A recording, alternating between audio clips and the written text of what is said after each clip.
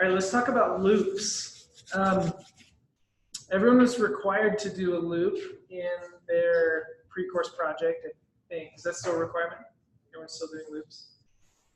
It tends to be the thing that catches people the most. So if you're feeling confused about loops, you're in good company. So let's clarify it. We'll figure out exactly what is a loop, when you use a loop, and what the kind of anatomy of a loop is. Does anyone want to be brave and give us their idea of why we care about loops at all in programming? Like this thing that's probably been a little bit annoying to you, like why do we even care? So we don't have to keep typing endless lines. Yeah, because a lot of times you need to do the same thing over and over and over and over again, right? And it's annoying to have to do that manually. So for a lot of what we'll talk about is a bit contrived, but let's say that I gave you the task to console log the numbers 1 to 5. Okay, so that's like, well, instead of worrying about a loop, oh, I have to share my screen and call probably. Oh no, it's sharing. Okay. Instead of saying like console log 1, 2, 3, 4, 5. It's like, well, that was pretty easy.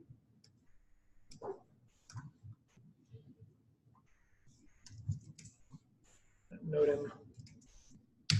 Okay, cool. Yeah, I did it. That was faster than writing a loop probably. And then it's like, okay, well now console log the numbers 1 to 1,000,000. Okay.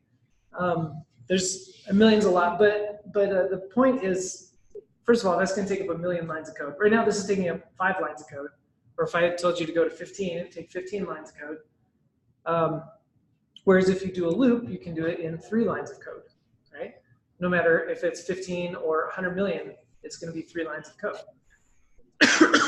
So that's the point of a loop. It's to do things over and over and over again, okay? There's 2 major kinds of loops that we'll concern ourselves with. There's a for loop and a while loop. What's the difference between the 2?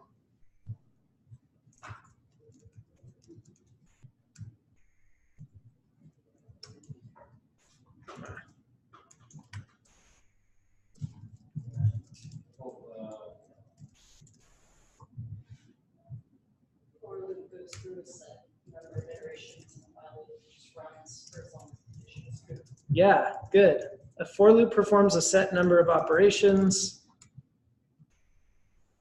A while loop operates until a condition is false, right? So regarding a while loop, well, let's talk about the anatomy of a while loop because it's a little more straightforward. It's very similar to an if statement, okay? So where we have an if and then some kind of condition and then a set of curly braces with the operation to perform if that condition is true. A while loop is exactly the same, except instead of if, you say while. Now the major difference, of course, is that this will do it over and over and over as long as the condition is true. An if statement just runs once, right? So this will say, so if I have while true, it is indented in space. While true console log, hello. Like what's gonna be the problem if I run this? What's that? It'll never stop, right? While true means check, well, what it does is it checks the condition. It's true, which means run this code. And so it runs this code. And then at the end, it checks the condition again to determine if it should run again. And it's hard-coded to be true, so it will always be true, right? So this is an infinite loop. And we can see that if I say main.js, you actually it's hard to tell because I just killed it and I'm scrolling up. You can see the little scroll bar on the right there. It says hello like a lot of times. Actually did it so many times that the history doesn't even keep going. I could also say something like I is equal to 0 while true, console log what the value of I is, and then add 1 to I. This will make it more clear how fast it's going. Okay, 20,000, no, 200,000, 300, 400, 500,000, 600,000, so pretty fast. Let's do that loop. And that's going to go on forever. By the way, if you get caught in something like that, or you need to just like end everything, you can hit Control C, and that will kill whatever operation was happening. That's what the little caret C is here.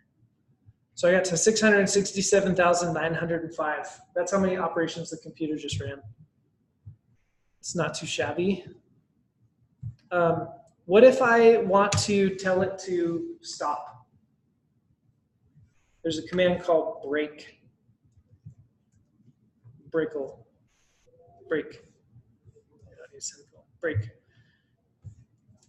Okay, what is this going to log to the console?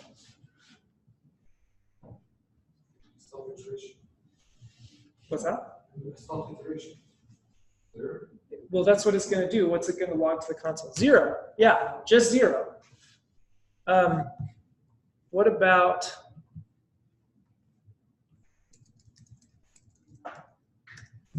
this?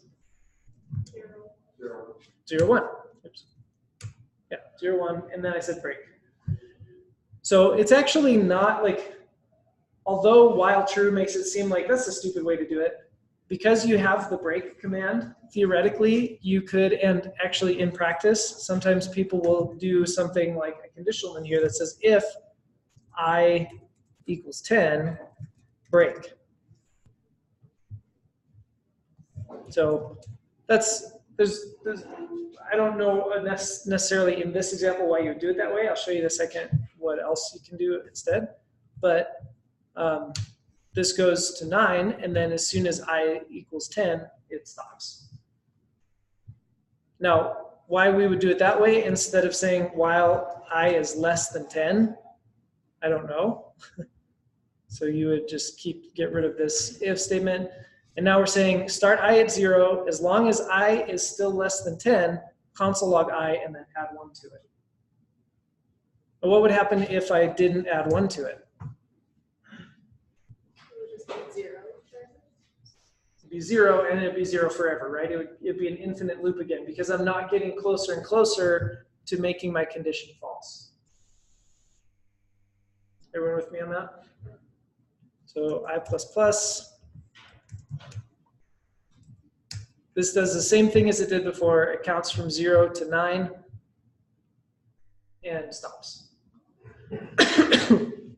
Okay. Essentially what I've done here though is I've written something that I already know ahead of time is going to run a certain number of times, which is actually what we defined for loop to be. I would say probably like 99% of the loops I write are for loop related and not while loop related. Okay, that doesn't mean that they're pointless, but more often than not, I need to run a line of code a certain number of times and not an uncertain number of times. Okay.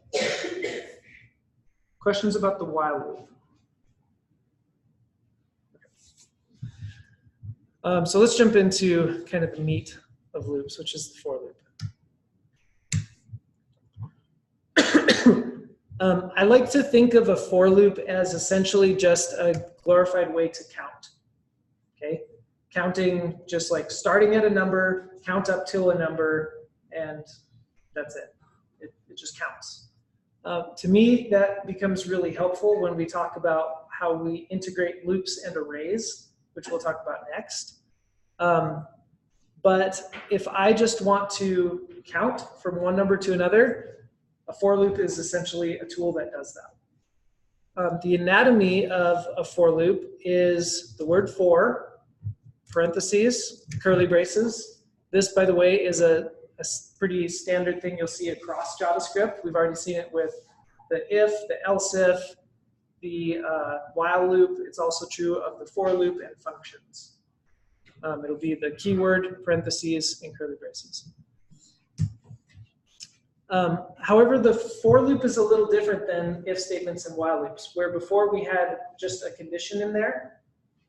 Now, instead, we have 3 parts to our for loop, and those 3 parts are separated by semicolons.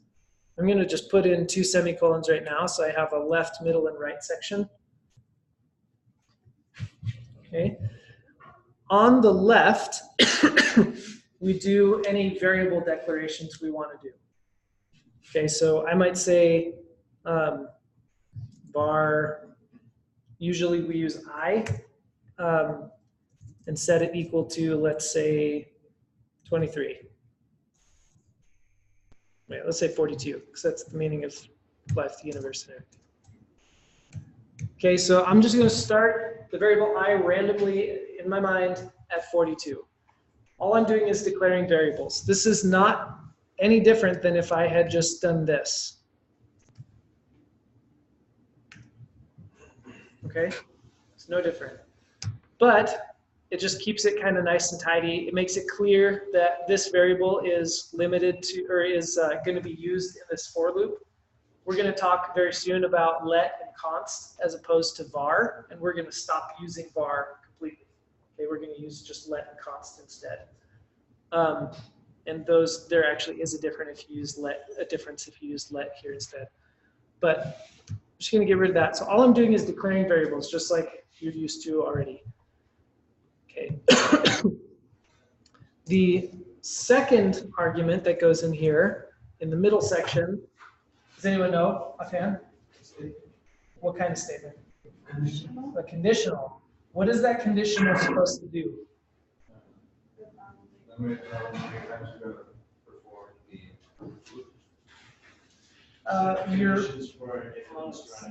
Yeah, if it needs to run one more time. So this is an important thing. It's easy to think of it as how many times should this run, but in reality, it's going to run this condition every time it loops, and all it's telling it is, should I run this again?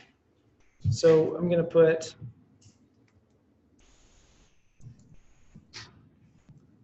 in this section. It goes, the computer basically asks, should I run this loop one more time?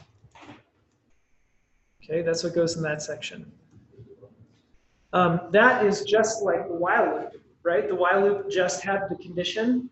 It's the same as this middle section. This middle section is just a condition that says, should I run this one more time or not?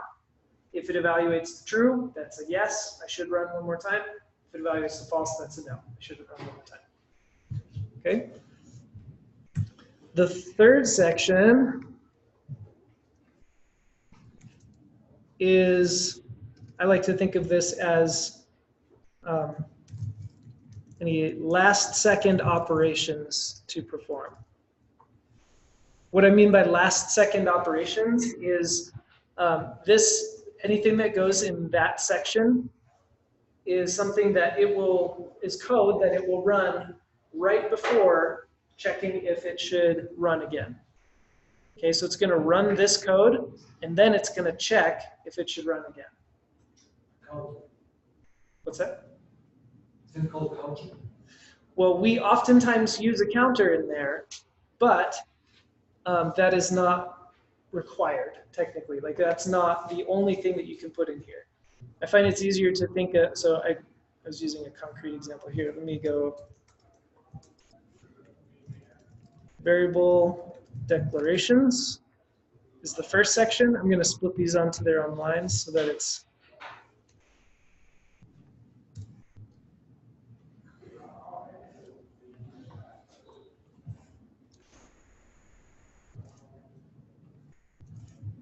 okay. Those are the 3 parts of a for loop. First, any variable declarations to set things up. Second is a conditional that asks, should I run this one more time?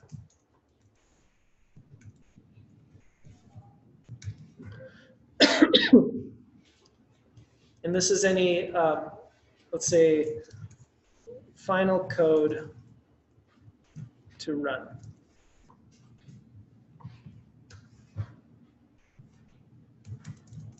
I have question. So on the second one, where it's saying it should run the loop one more time, have we decided what the loop is? Because I thought we just like declared the variable and set up the loop already.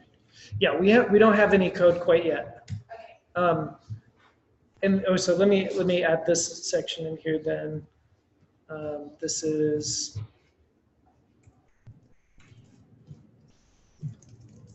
the actual code to run in the loop.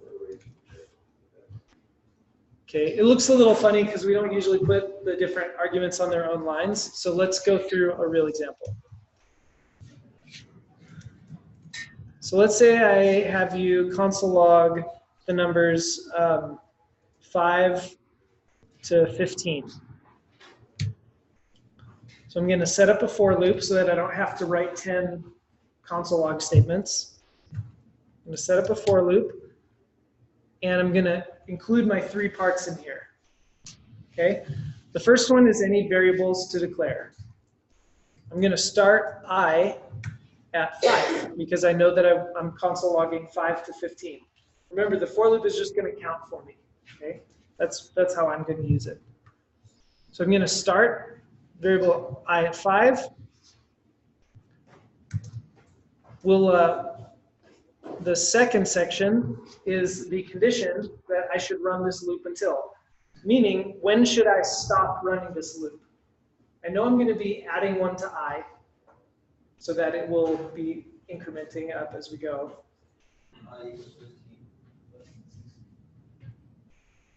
So I could say I is less than 16. I could say I is less than or equal to 15. That's probably my preference because it is more obvious that I also want to include 15. Why does I equals 15 not work? Because then round up for 5 to 14. Because that's an absolute. Yeah, well, more than that, yeah, I is 5, and this is asking, should I run the loop? And so it's going to say, is 5 equal to 15? No, so I guess I shouldn't ever run the loop. This loop won't even run once, right? And so if I say less than or equal to, that is now a true statement when I starts at 5. Okay? So it's saying that it'll stop the loop when I is less than or equal to 15. It is saying it will stop the loop when I is no longer less than or equal to 15. Oh. Because remember, if this condition evaluates to true, it will run the loop one more time. So as soon as I is no longer less than or equal to 15, or in other words, it is 16, then it will read this and it will say I is 16, and then it will say is 16 less than or equal to 15. That will evaluate to false, and then it will say I'm done. I'm not even going to run one more time. Okay, I understand that. Cool. And then the third section is any last second code we want to run, right? It's like injecting code at the last line of our code block without us necessarily having to write anything in there.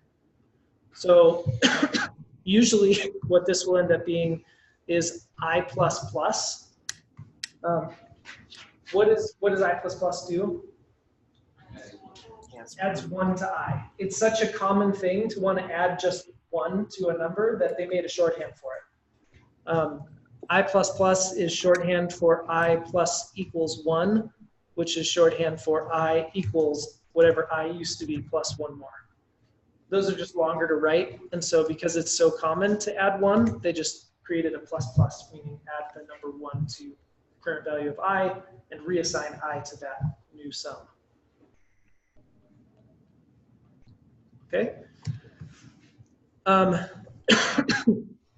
Now, inside here, I have a tool, my for loop, that is giving me a counter.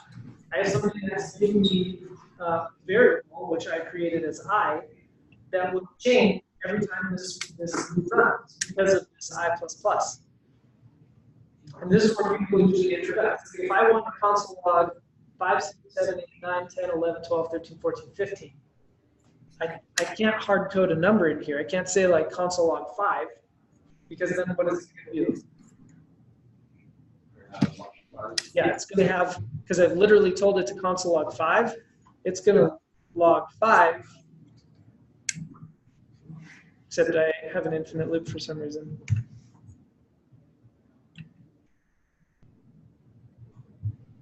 Oh, this for loop is running. Ah. Oh, bummer.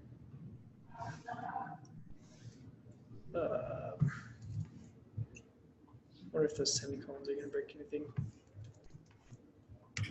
Okay. I get 5 10 times, right? Versus 11 times. I get 5 11 times because I've hard coded 5. So what is variable I'm using that is changing every time that I can put here instead? Yeah. Remember, all it's doing is counting from where I told it to start until it reaches a certain value, and it's increasing by 1 every time because I told it to. And we get the numbers 5 all the way up, including 15, and then it stops.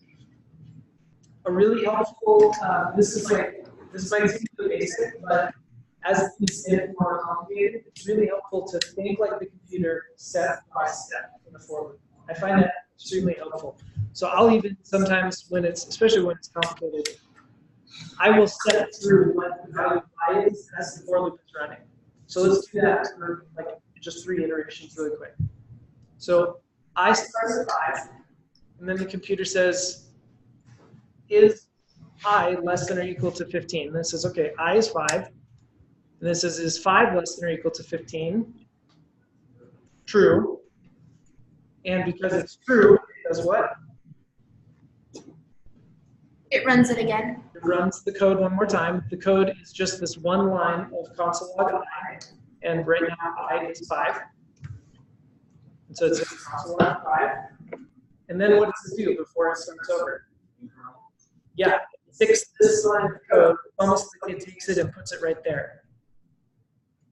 Now, what will happen if I actually run this the way that I just pasted I++? Yeah, it's going to add it twice. So, except this needs to be, this needs to be I is less than or equal to 15.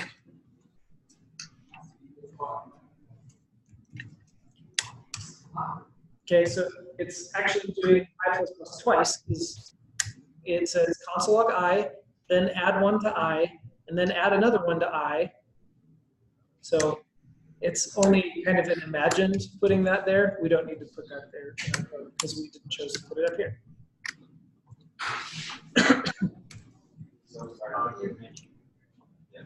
Okay, so yeah, it says I is 5, 5 is less than 15, so this is true. So run it once, the console logs 5, and then it does I++, I becomes 6. Then it says, is 6 less than 15? That is true. So this becomes true, and therefore it decides to run it one more time, and so it console logs 6.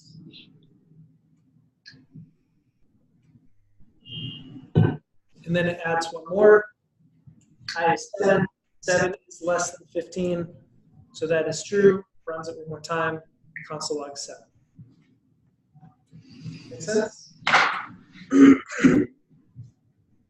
Once we get up to 15, when I is 15, 15 is still less than or equal to 15. Therefore, it runs it again, turns it to 16, tries again, and then it's false and it says I'm done.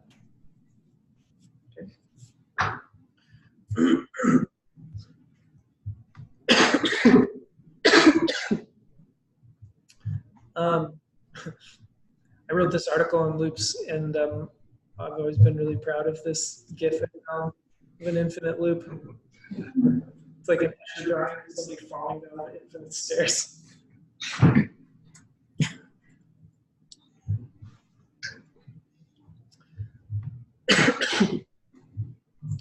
All right. Question? Yeah. Can you add this on? Oh, how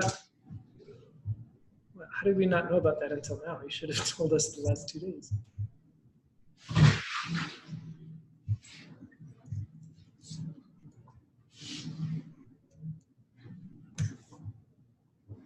Where people any assignments and stuff. I guess because I have created two concepts. Oh, okay. I wouldn't have that. So, Okay. So you should be there now. Cool. Yeah. Can you use JavaScript for contact identification? Great. Yeah. So as this is just a tool for counting, we can actually start getting creative with the way we count. For example, I could say I want to start I at 15, and I want to subtract 1 from I every time. Now, what needs to change about my condition? So it already is less than or equal to 15. Let's say I want to count to 16. What's up? Okay, yeah. So 5. What else? Change it to greater than. Greater than. So right now, is 15 less than or equal to 5? No. So it won't even run. But if I change this to greater than, I can count down. It's not super common that you'll have to count down on something or like count through an array backwards or something like that. But just know that this is a tool that you have complete control over. You're not forced to like do it this way. For example, what if I wanted to count from excuse me, from 0 to 10, but only include the even numbers. I never want to do yeah, so one way is I could say I++, and then I could do an if statement that says if it's even numbers, then also log it, and if not, just don't do anything. But even easier is instead of saying I++, which means add 1, I could say I plus 2, which means add 2 to I every time instead of add 1 to I. And so now I get the evens. Cool. I think I just gave away 1 sentence. So enjoy. I'm going to change this to numbers because we've gone through a few examples. All right. We've been talking for a minute. First of all, are there any questions so far about the anatomy of a loop? We're going to talk about how it's more practically used, but I want to take a 5-minute break first. Okay, so let's take a 5-minute break. We're going to talk about how you can use loops with arrays, which is a majority of people actually use loops for. So yeah, 5-minute break. I'm sleeping this week.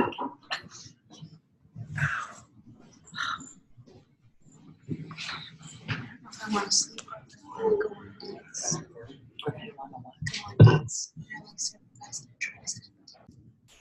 The next thing I want to go over is how to use loops with arrays, because more often than not, you're not going to have some business need where you need the console log 5 to 15, right? More often than not, you will have an array of items that you need to do something to every one of those items. Okay. So I want to make the connection really quick as to why a for loop is a great tool to use when you're dealing with arrays. Before we can do that, need to take a tiny little foray on arrays. So we talked earlier today about how an array is a group of items, right? How does the order of the items in the array work? First of all, does the order matter? Is an array always in the same order, or can it be flipped around? Well, it's an ordered list. It's an ordered list. Yeah, the items will always be in the same order unless you decide to move them, right? There is a way to like reorder things programmatically, but you have to really go out of your way to do it. So yeah, the items in an array are in an order, and the sort of address of the things in the array, so to speak, are called indices or an index. And where does that index start in an array? 0.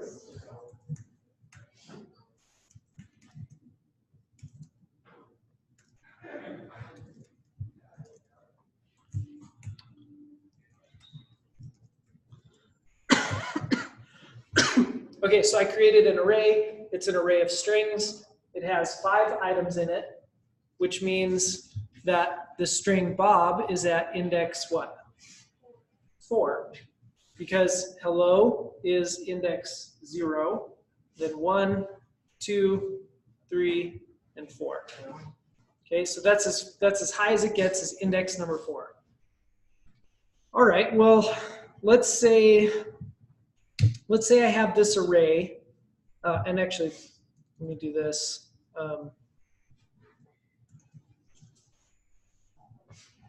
Index 0, 1, 2, 3, 4.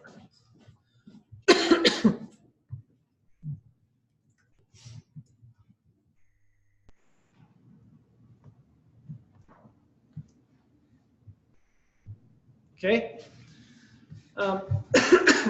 This is elementary question, but what do you notice about the way that those index numbers progress?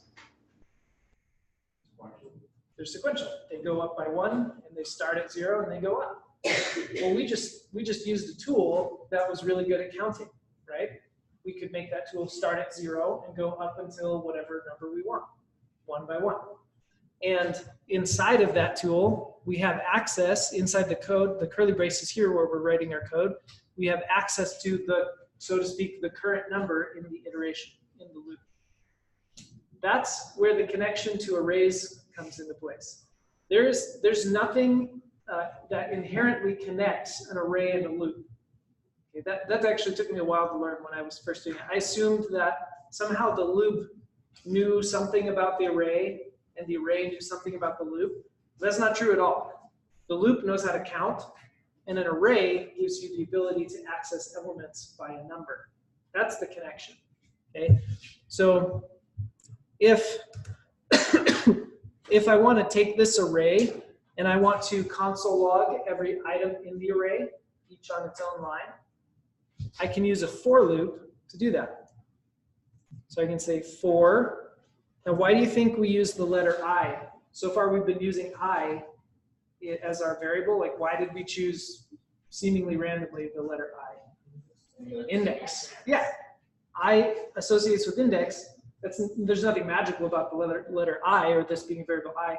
It's just that we're usually referring to the index of an array. And so we use I. So why am I starting at 0 then? Why is it such a common thing to see I's at 0? Yeah, that's the, so to speak, address of the first item in every array ever. Okay, it's always 0. So we're going to start at 0. Oh, you know what? Let me. We're going to come back to this. I need one more thing to make this connection. That's great that these have index numbers, but how do I use that? Like if I just want to access the string name, like I want this to console log the string name using this array, how do I make that connection in the array? Or how do I access one element from an item in an array? Say in my array, then brackets, and then a number. Yeah, so in the string name instance, it's brackets 2, right? Perfect. So this is saying, look at the myArray and access the element with the index of 2.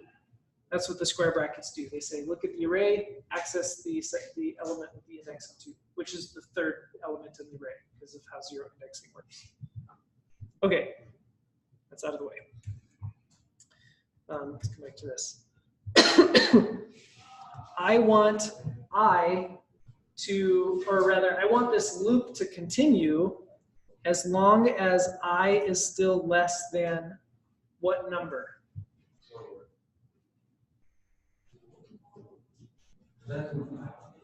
So we're gonna make that connection in a second, but I want to go until as soon as I is 5, meaning I is less than 5 is no longer true because 5 is not less than 5. I want it to stop. Why do I want that? Yeah, because when I is 4, I want it to be done with the array, and then when it's 5, I'm just like, well, the array's not that long, so I don't want to do that anymore.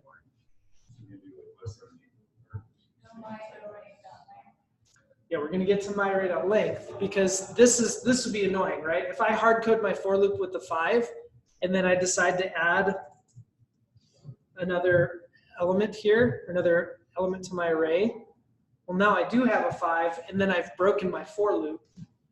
And so a really helpful tool that makes our code more reusable is instead of figuring out how long your array is and then typing it in here, I can just use the built-in array.length property, which will automatically be the number of items in the array. Now this might be a little tricky. What does this evaluate to? 5. Even though my last item is 4 index? Yeah. Array.length isn't like, so to speak, 0 index. It's just a number of elements in the array. Okay, so there are 5 elements in the array, so my array.length is 5. Now I use less than instead of less than or equal to, because why?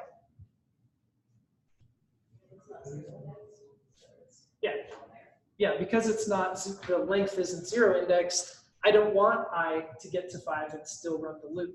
I want it to break as soon as it gets to 5. Okay. I have a question. Yeah. If you didn't do the I less than either 5 or your array length or whatever, what would happen if they kept trying to run the code? That's a good question.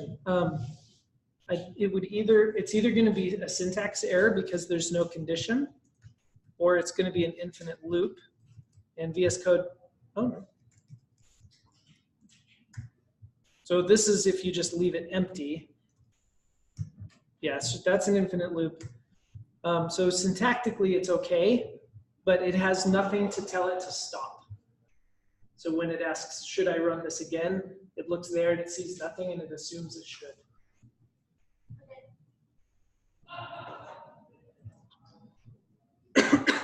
Okay, and then we're going to use I++ because the sequence of the indices just goes up by 1. So I want I to keep going up by 1. All right. Okay, well, before we console logged I, but what do I really want to console log now? I'm trying to console log every word on its own line. My array. Or what if I just left it here? Yeah, every single time. Now, notice that it does it 5 times. Why does it do it 5 times? Yeah, because the array is just counting. Okay, it doesn't know, I'm sorry, the loop is just counting. Okay, the loop knows that it should go 5 times because my array.length is 5 and it goes until it's less than 5 and that's 5 times, so it starts at 0. So it still does it 5 times, and if I were to add an element to this array, it would do it 6 times, which if I make this bigger, you'll see. Okay, 1, 2, 3, 4, 5, 6. And that's because, you know, it's going up that many times. So how do I make it access one of them at a time? Yeah, square brackets I.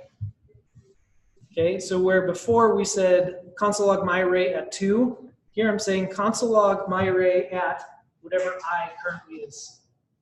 Okay, so the first time through the loop I is 0 and we get hello. The second time it's 1 and we get my. Then 2, name, 3 is 4 Bob, 5 exclamation point.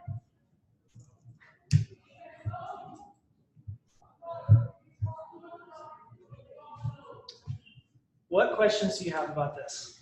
Because if you can grasp this, then everything else kind of becomes like a snowball. I'm not sure I understand why it's not just greater or less than. Why it's less than instead of less than or equal to? Yeah, so let's let's pretend it is less than or equal to, and then we'll think like the computer and see what it does. Okay, so I is 0. My array.length is what? Well, I added an exclamation point, so now it's 6. Yeah, I kind of tricked everyone. And so then it says, is 0 less than or equal to 6? True. So I should run the loop. And so it runs the loop. And then I becomes 1. And then it does it again. 2, 3, 4, 5. I becomes...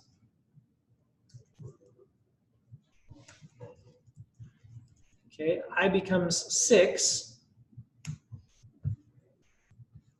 And my array.length is 6. So is this a true statement? Get it? You got it? Yeah, so it is a true statement. It runs again, but now index is 6, but because of 0 indexing, I have no 6th index, and I get an oops. Still true.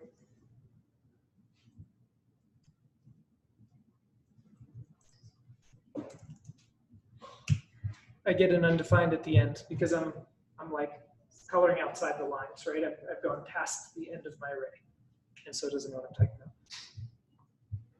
So then less than ensures that because of 0 indexing, as soon as I is no longer less than 6, then it kills it, stops it. I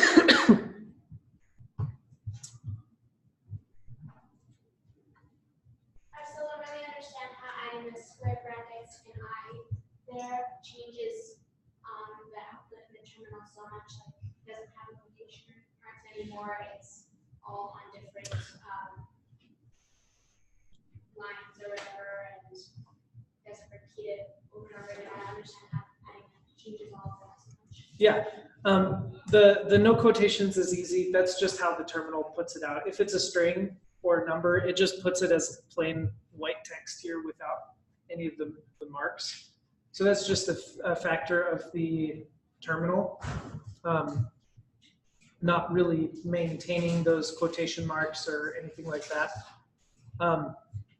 It would be kind of nice if it did, though, so that it were easier to see what data type it is, but it just doesn't. It had quotation marks before the I though. I'm sorry? It had quotation marks before I put the I in square brackets. It had quotation marks when it was doing the whole array. Oh, I had an infinite undefined loop, so it's gone now. Yeah, if I take this out, then it does specify what the data type of the elements in the array is. But again, that's just how the terminal determined how to make it more obvious what these elements were. So like if I had a 6, it again has some color coordination with that. But when it's just a string or just a number, or just a Boolean, it just decides to spit it out as plain text instead of having the quotations around. I agree, though. It would be nicer if it were more obvious. Can anybody explain why each one is on its own line?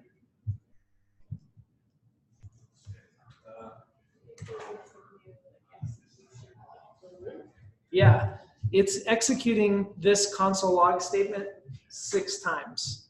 And so it's as if I did this and said 0.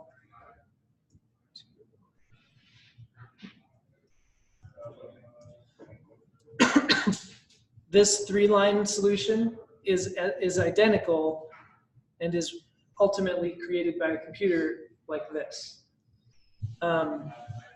And since every console log just does 1 line of code, it's putting each one of those words on its own line. Now there's ways that I could be like concatenating a string together to make it build just a single string, and then at the end console log that final result, so that it isn't putting each one on its own line. But that's just that's a whole different problem. You mean like horizontally? Yeah, like why is it? She was asking why is it doing it 1 on each line vertically like that? Yeah. I have a question. Yeah. Here for the console log, and then my array is I. Up here, yeah. Yeah, so and is it 2? in these two? Is the I indexed to? Yeah.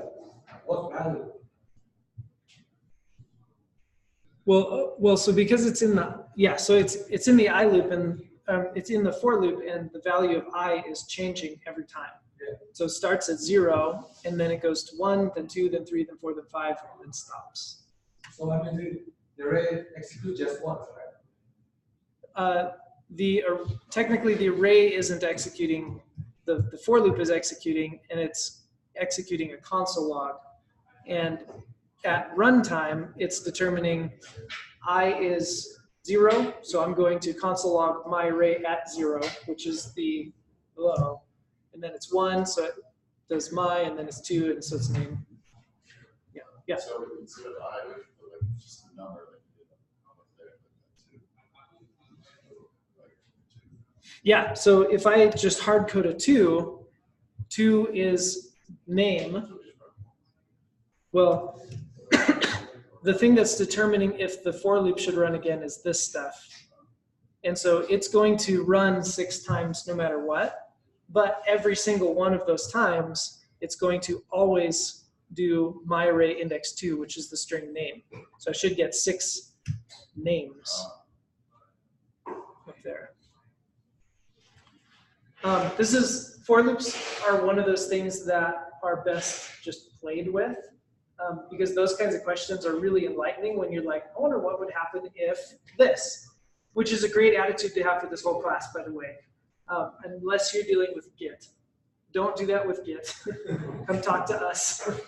Because if you change the I to a 2 and see what it does, like you're not losing an hour's worth of stuff or a day's worth of stuff. If you do that with Git, you may lose works. Don't do that. But a majority of the class, if you're just like curious, you're gonna learn so much. That's like how I ended up learning this stuff. Was just like, I wonder what would happen if I did this, and if I did this, and probably like 80% of the time, it just spits a syntax error, and it's like, okay, guess I can't do that. But then sometimes you do this, and you're like, oh, and start to like make those connections.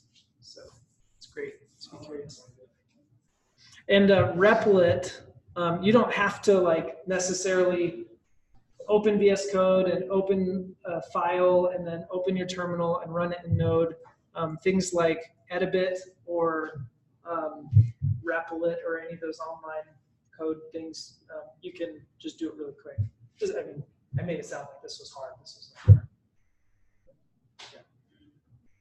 hard. Yeah. So just really quick, I don't know if you're going to pull this later, but how do you pull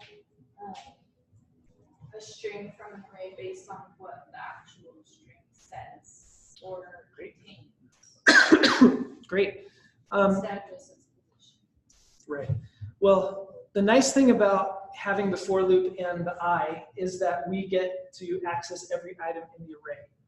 What we do with that at that point, so far we've just been console logging.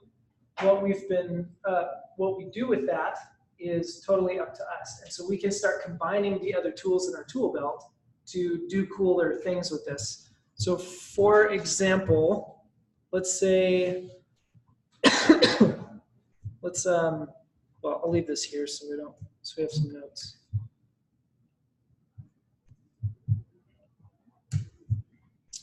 All right, so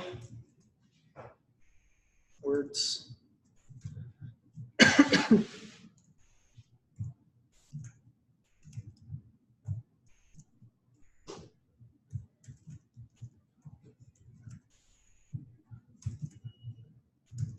All right, just random words.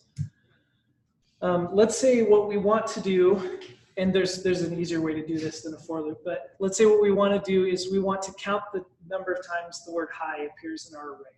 We've hard-coded this array, but pretend that somebody could mess with this, or it's user input or something like that.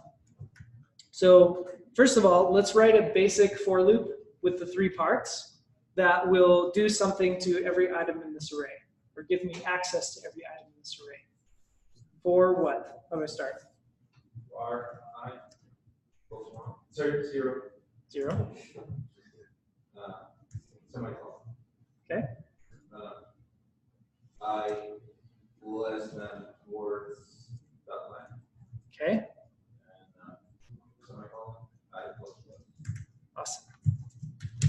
Okay, this signature is going to look almost identical for every for loop you write.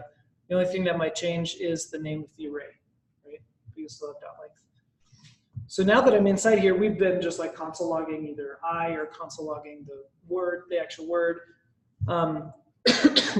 But maybe what I want to do is check if the current word is high, and if it is, I'll add one to a counter. First of all, let me do this, and we're going to run into a bug, and we'll see what's wrong with it. So I might think I'm going to start a counter, and then I'm going to say if the current word. Now, what is the current word? How do I, or rather, how do I access the current word? Word zero. Yeah, I could say 0, but then every time through the loop, it's always going to be the first one. Instead, I is going to give me a chance to go one by one through the array because I is also incrementing up by 1. So if words at I is the string high, then I might want to add one to my counter. And then after my for loop is totally done, let's take a look at counter. Now, does anyone see right now what the bug is with this? Yes. Okay. It's gonna be 0 because every time you're gonna have to reset. Well, at the early, no, well, it's gonna turn out to be 1. Because, basically the problem is that you're initializing the counter every time you go through a loop. Yeah, So you're starting from 0 every time. exactly. To initialize it outside. Yeah, remember the for loop is going to run this code over and over and over. If I say counter equals 0 over and over and over, it doesn't matter if it's been changing, it's going to reset to 0.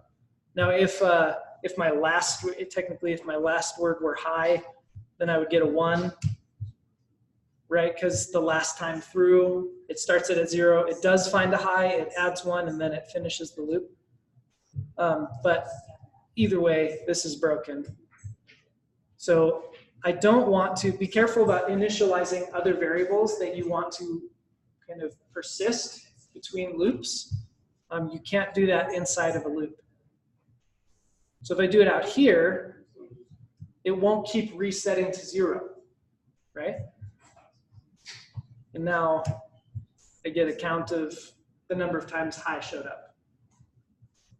When we talk about functions, we can get a little more dynamic with this, but Emily, does that kind of like show you there's, Yeah. once you're inside the loop, you can really do whatever you want. Yeah, I guess I just didn't understand how it would move on to the next string, but the incrementing, like I was still, Mhm. it goes to the next string. Yep.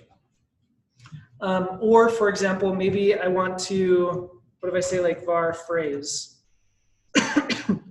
And I say, I want this to start as an empty string. Again, there's a much easier way to do this, but I can say, take the empty string and set it equal to whatever it used to be plus the current word. Oops.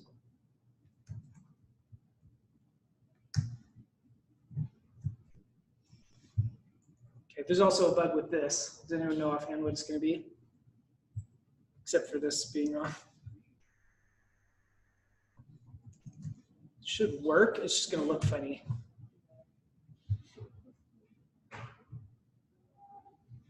Okay, so this is string concatenation. I think we get to this a little bit later, but essentially you can use the plus symbol to turn multiple strings into like one string. It's just adding strings into a longer string. Yeah, I probably want a space, right? So I can say phrase plus a space plus whatever the current word is. Sometimes if this is helpful in the beginning, what you can do is create a separate variable like current word equals words at I. And that might make it a little more obvious what you're referring to when you say word square brackets I. Okay, this means the current word. So then if I call this current word, that might make it a little more obvious. Okay. And actually, I want to do my space at the end. Well, well, either way, there's either going to be an extra space at the beginning or an extra space at the end. So yeah, there's, you can't Why see do it. you There's use space. those spaces, like in this case, you can't do it if the, special command, put the spaces in the array on top. Like after each one, just put a space where you. You could, don't do that. Only because if you're manipulating, think of your data as being kind of sacred. Don't manipulate your data for one use case, because maybe you want to use that same array for something else and you don't want the spaces in there. So don't, it's better not to manipulate your array of data. I mean, you could do another if statement in here that says if I is equal to array.length, meaning, or if I is equal to array.length -1, meaning we're currently looking at the last word, then don't add a space at the end, and if so, then do. But honestly, like, there's a built-in way to do this, and that's words.join with a space. So that's the like built-in way to do this. But we're going to get to array methods later, so don't worry about that.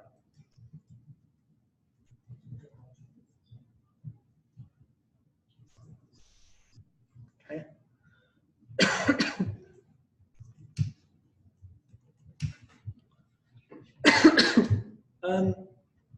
Questions?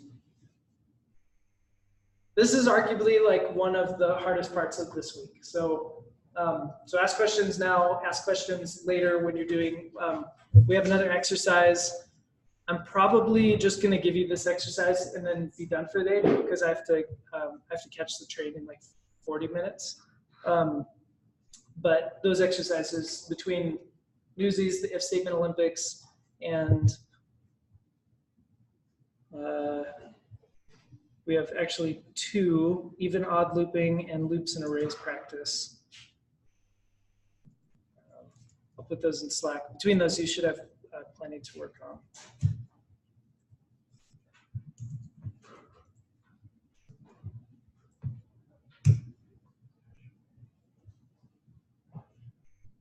And I will add those to Trello. I'll still be here for like another 20-ish minutes. And feel free to ask me questions. I think Alan's going to be here too. So, yeah.